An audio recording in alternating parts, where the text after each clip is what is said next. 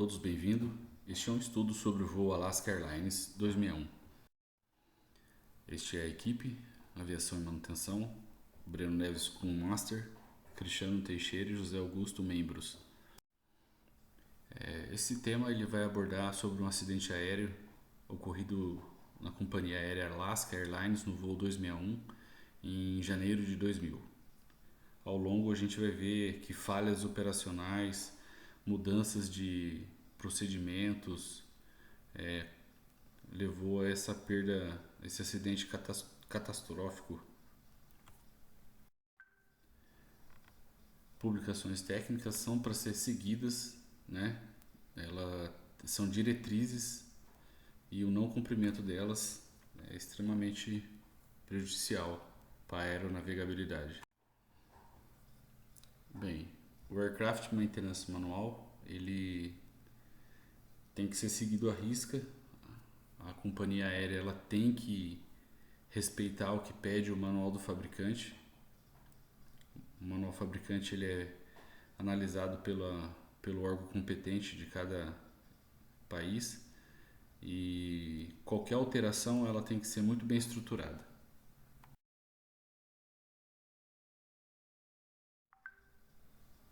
Temos aí também a catálogo ilustrado de peças e ele garante a identificação correta, como por exemplo o fuso e a porca Acme, que nesse caso foram as causadoras do acidente, né? Se elas fossem substituídas com base em registros corretos, o colapso com certeza seria evitado. A gente tem aí os cartões de tarefa, né? Ele previa uma tarefa claramente e passo a passo. Não executá-lo acabou causando esse problema. Temos aí também o CMN, que é o Componente Maintenance Manual. Ele define os critérios de revisão de componentes, por exemplo, como porca Acme. E não há histórico, nesse caso, da revisão ou o registro de desgaste antes do acidente. O Maintenance Review Board Report, ele tem, baseado no MSG3, ele tem um intervalo, né? Um identificado que ele teria um intervalo por alterações da companhia aérea para 3.600 horas. E esse aumento foi feito sem uma análise individual do risco, né? E permitiu que o desgaste progredisse e levasse ao colapso do sistema, derrubando a aeronave. Outros manuais críticos, né? A gente tem o CPM, que é o Manual de Prevenção de Corrosão. Temos o sistema elétrico, né? Temos também o manual de inspeção também não destrutivo, né? Planejamento e comunicações, ele é aprovado em MSG3, ele permitiu janelas excessivas, que foi citado de 3.600 horas, ou seja, ele foi mal estruturado e aí transforma uma falha não aparente em falha ativa. Os Service Bulletins, antes do acidente não houve nenhum, exigindo inspeções rigorosas. E o caso mostra que emitir um boletim de serviço a tempo poderia mitigar os riscos antes que virem tragédia. O Airworthiness Directive, né? Ele só após o acidente foram emitidos os DAs, né? A diretiva, que reduziriam o intervalo para 650 horas. E também temos a Information Letters, que havia comunicações sobre troca de graxas sem conclusão definitiva.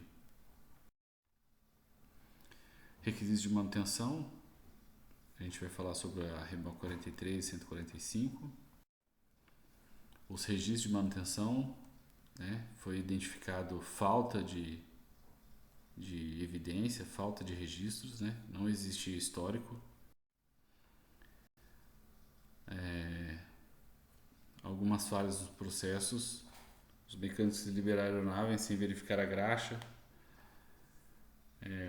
A Alaska ela não possui conjunto de parafusos, né, e porcas e fusos e porca-acme necessários em estoque.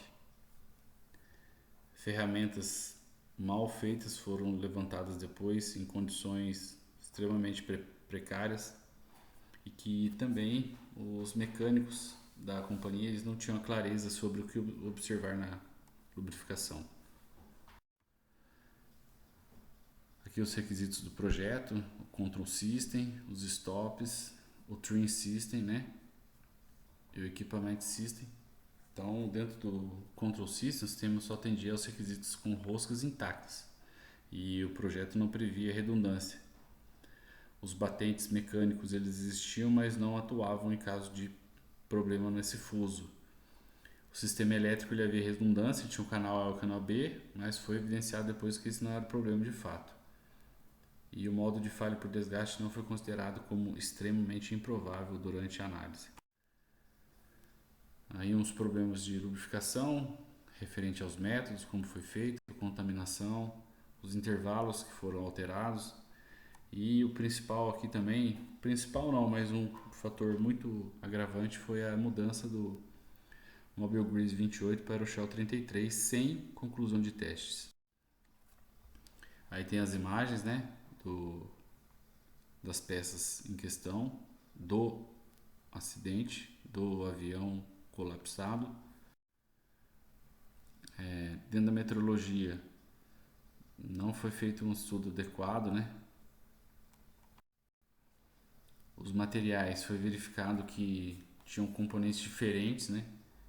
E essa diferença de material ela ajudou numa corrosão galvânica. Por último, foi verificado também uma corrosão pontiforme, o pitching, né? Encontrou sinais de corrosão à investigação. E esses pontos enfraqueceram ainda mais a capacidade da porca de suportar a carga.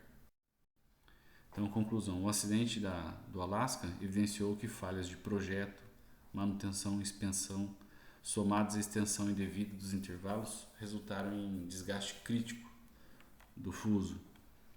A ausência de redundância mecânica e de registros consistentes reforça a necessidade de uma cultura de segurança baseada em prevenção, evidência e disciplina técnica.